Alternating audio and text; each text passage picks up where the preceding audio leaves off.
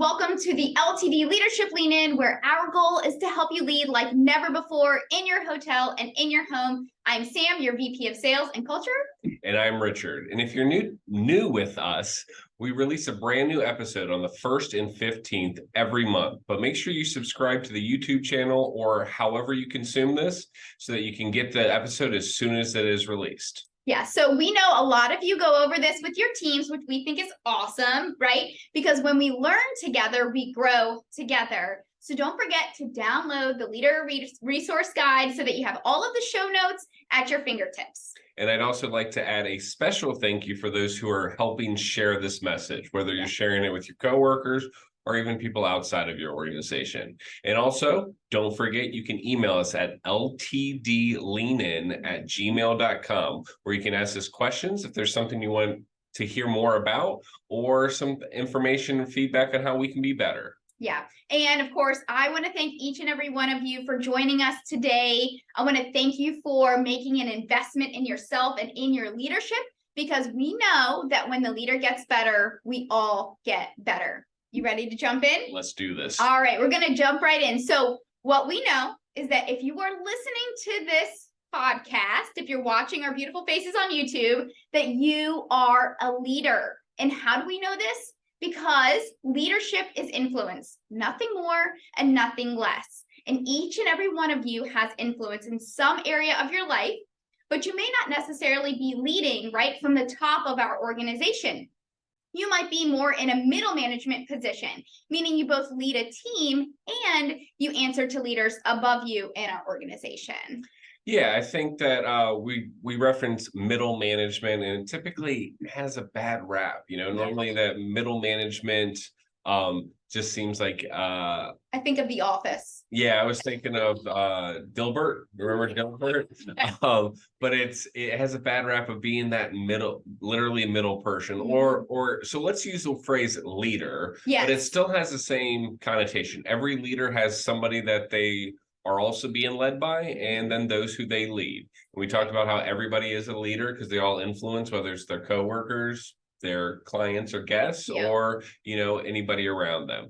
But as that middle management or leader, we have a tough part of being literally in the middle of two situations. We have those that we report to and those who report to us. Right. And it can be a very difficult position because you are getting a message from the person who leads you or your boss to translate or bring down to those that you're working with. Yeah. And sometimes there's conflicting goals, conflicting energy, and neither side truly has the full picture. Right. And so there's very often that we get in this conflict bouncing back and forth of having to be told by our bosses or leaders or whatever, hey, we need to cut costs. We need to make as much money as possible. But then at the same time, we need better guest satisfaction. We need everybody happy. Or, hey, I see that your associates are running all over the place and really not being held accountable for anything. And at the same time, your associates are saying that you're way too tough on them and you're really just being ruthless with your expectations of them. And so we get these very difficult balancing acts on both directions of having to win in both directions, but sometimes the measurement of success isn't always there and conflicts with a similar or parallel measurement of success. Yeah. So what you're saying, Richard, is you feel caught in the middle. Literally Caught in the middle. So what do you do when you're leading from the middle? Here's what we know. When you're leading from the middle, you have to deal with very high expectations, right, from senior management, and you have to get results from those you lead. And oftentimes, they don't have senior management's perspective in this whole organization, right? So some leaders would say this, and rightly so. They would say that they have the full responsibility of making results, but not the full authority to make decisions and influence direction. Yeah, and so here, it's not an easy role at all. It's very, like you said, that balancing act and getting pulled in both directions to hit everybody's expectations. Yeah. And And actually, in an article that somebody told me about, probably Sam, that leaders have a higher rate of depression, or that middle management, that person in the middle of it, have a higher rate of depression and anxiety than the people that supervise them or those that they supervise, because more than one half of leaders feel constantly worried. And a little factoid here, 47% of leaders take work home with them.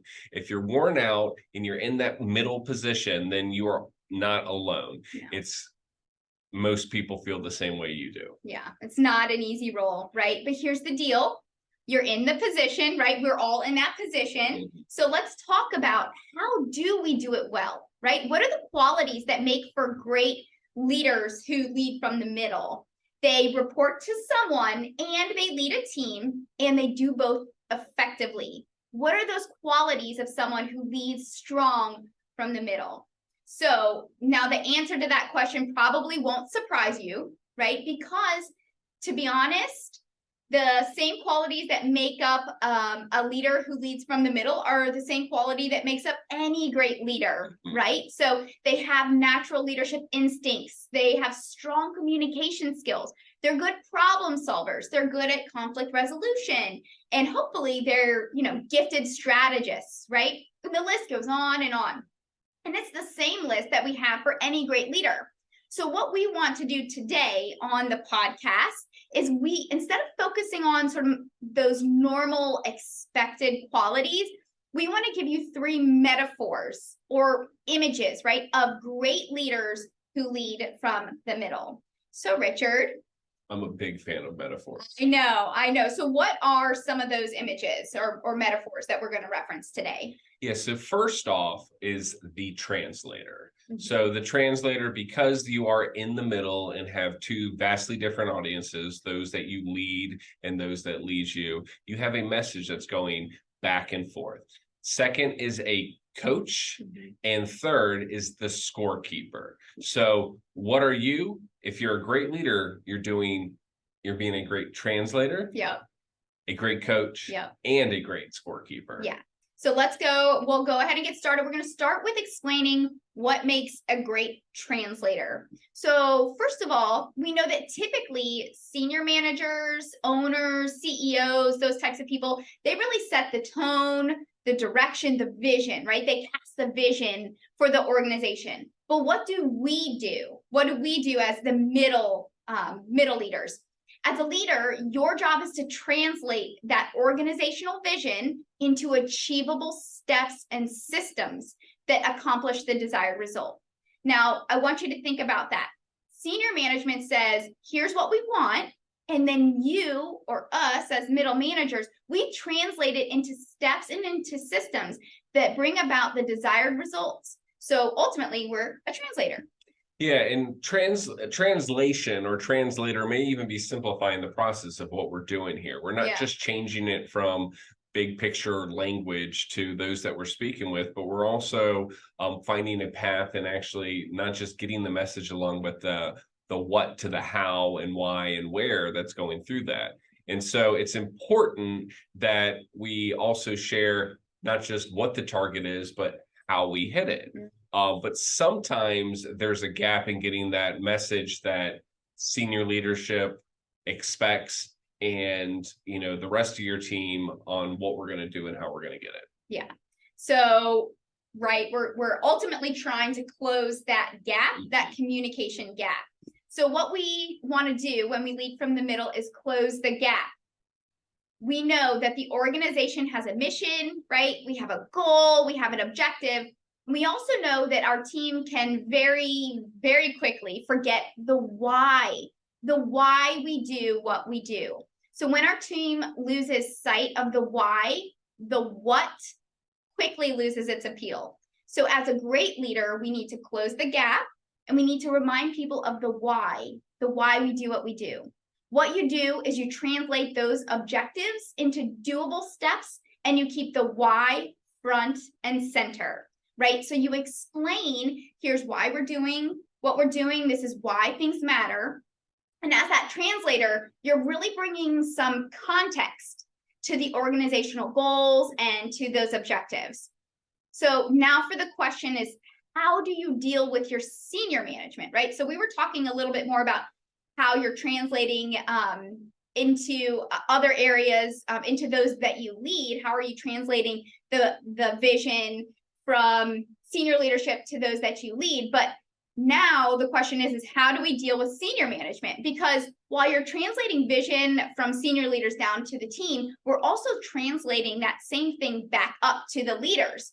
So you're leading up, right, to those that who are technically above you in the organization. Yeah, and that translation back up is as important, if not more important, because the boss, the person that's leading you, can often lose sight of what it is like to actually get the job done, whether it's from just having too many things they're focused on, or maybe it's just been too long since they were involved in the day-to-day operation that they become disengaged, or they just have so many more things that they're focused on, they forget what it takes to actually get it accomplished. Yeah. So we need to make sure that those that are leading us understand that it's not as easy to just say, this is what's happening and gets done, but that there are 18,000 steps that you have to go through to accomplish the simple goal of we need to do this by this date. Yeah.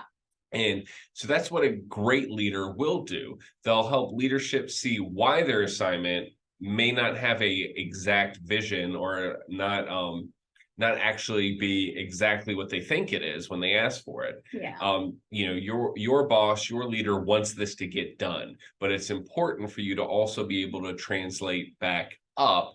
Here are some obstacles that we need to consider along the way of getting this done. And this will help them understand not only just what your team is facing, but help establish the true goal that you're trying to reach. Yeah. You're going to not just help your team express the struggles they'll get, but it'll really help your boss or your leader understand everything about the operation that they may not truly understand at this point. Yeah. And this is so important. You as the translator, you promote understanding, right? You promote understanding both up and down in the organization, and you keep that mission moving forward. So the second metaphor that you referenced right after translator was coach.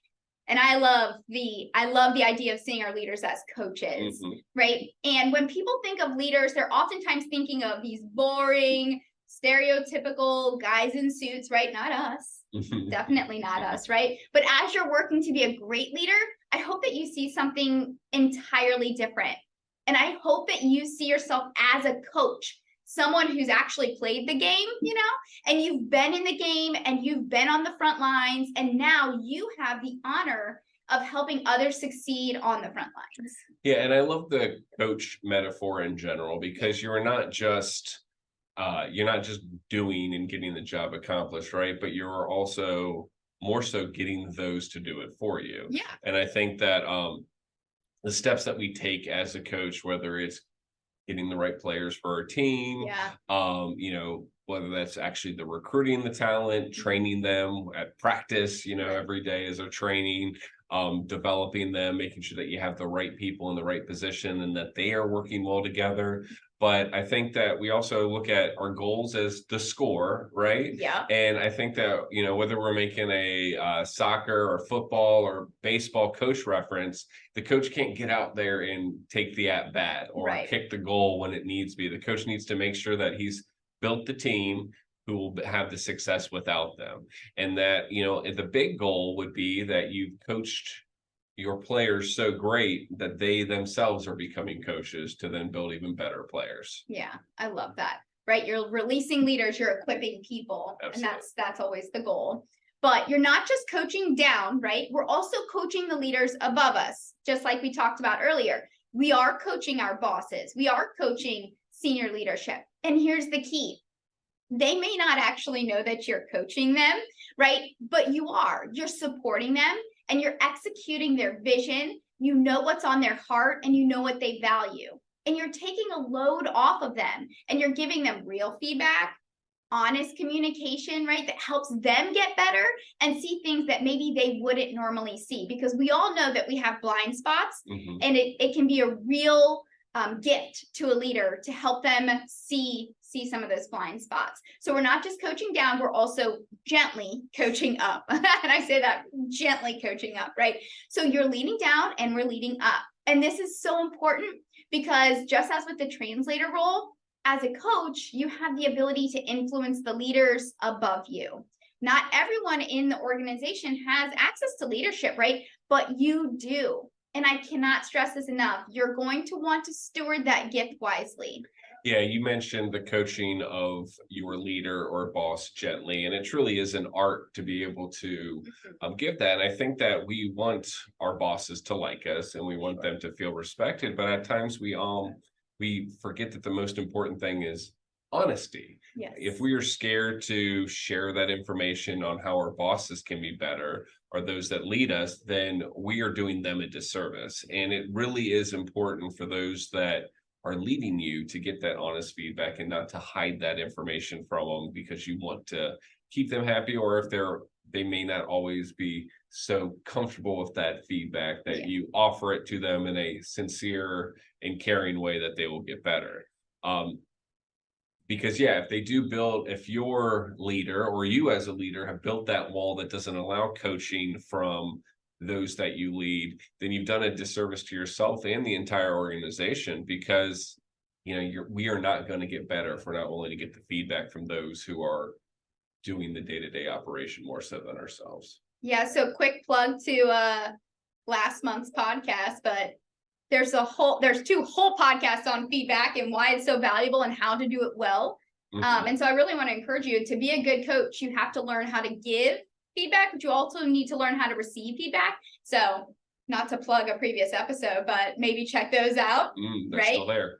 So remember, not everyone in the organization is rooting for leadership, right? And serving them and helping them. But as leaders, we are. And I really want to encourage you, root for them, serve them, help them.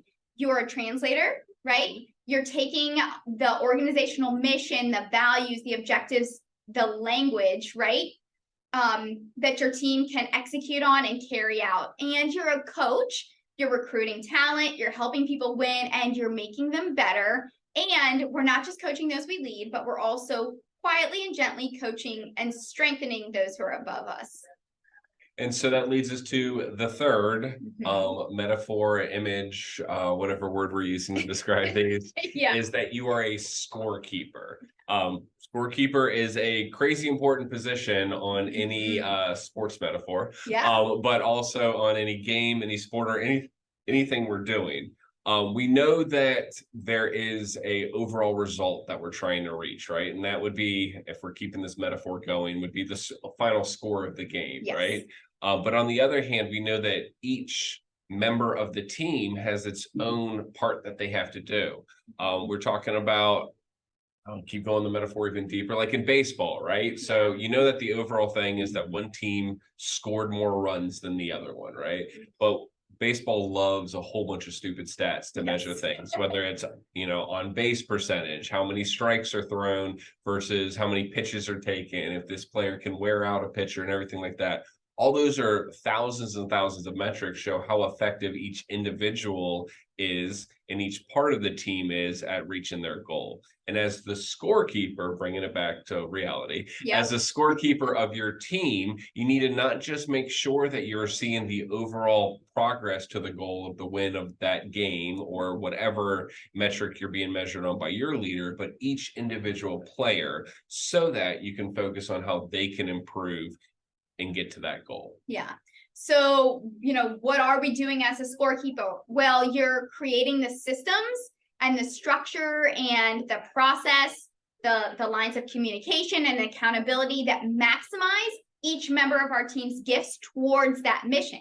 So it's important, right, that we keep score. Now, what does that mean? Well, very simply, it means that we're constantly measuring the effective execution against the defined objectives. So the questions that we should be asking ourselves as leaders: are we putting points on the board, right? Are we moving the ball down the field?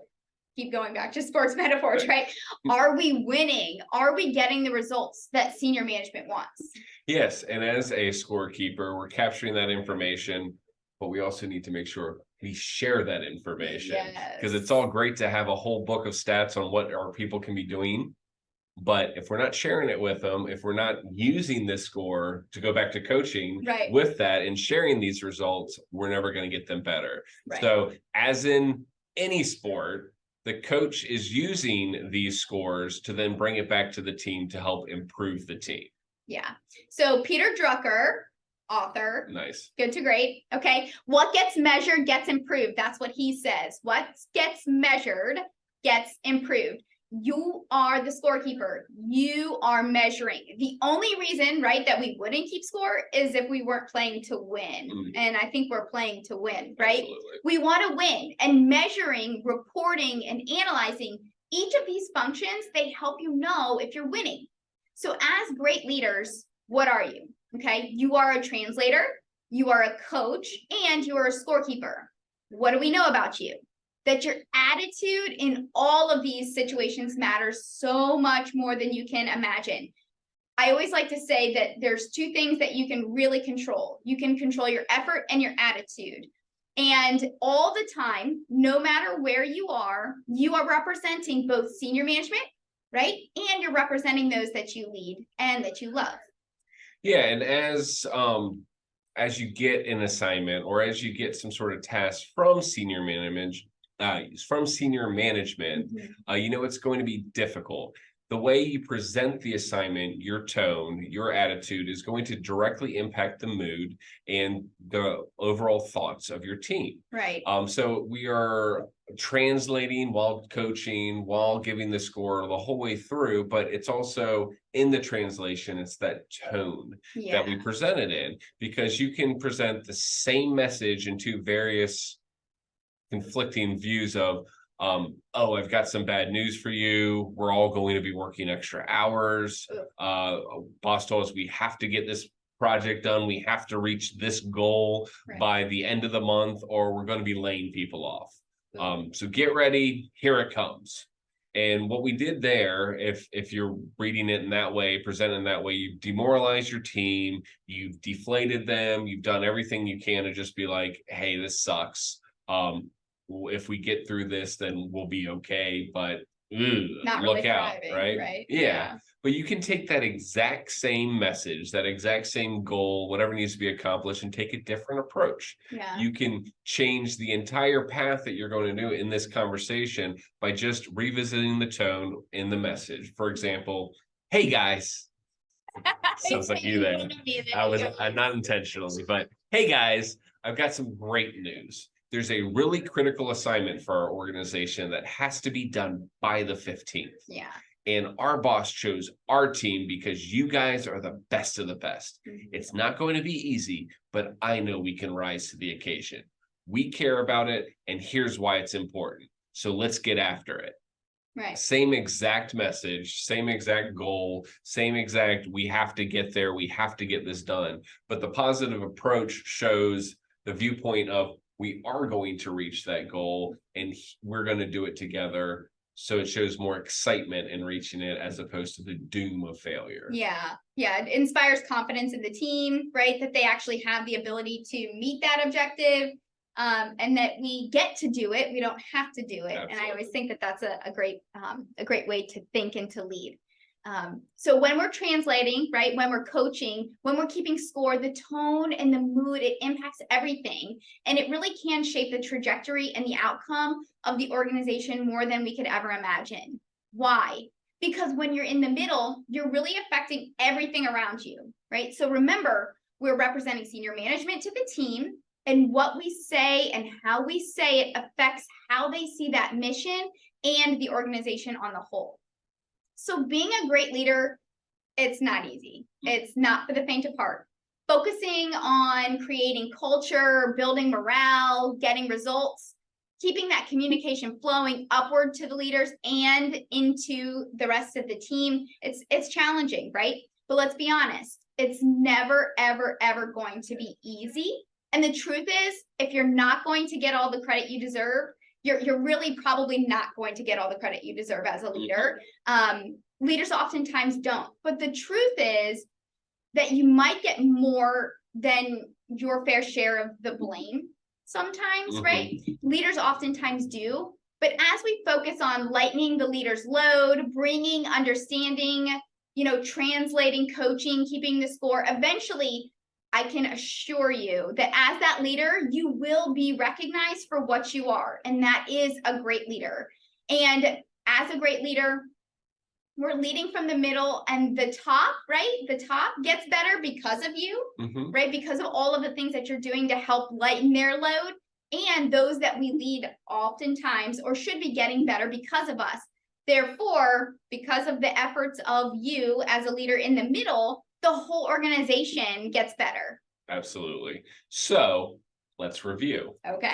So because you're leading up and because you're leading down, you're the translator. Right. The senior manager sets the tone. They set the more finite mission goal of what's happening, but you are translating it into the doable steps, the actions that you need to go through to get the result. There's a gap between the two messages. You're closing that gap. Got it. What else are you? Well, you're the coach. Yeah. You recruit, you build the team, you make sure that each player is improving daily to be the best that they can be, and you are making that team grow into the point that they are getting the job done and even growing the team themselves. Yeah. And you are coaching up. You are spreading that message to your boss, giving them that senior, that honest feedback to your leader to make sure that that message never is convoluted or scared to be presented to those who may not always want to hear that feedback or is open to it. Right. And then finally, you're the scorekeeper. You're building the systems to measure results. You're building the systems to measure progress along the way, not just for the overall goal, but for every step it takes to get there. And so that every member of your team can see their own improvement. And if you do get the results, you'll be recognized as the great leader you are. Yeah.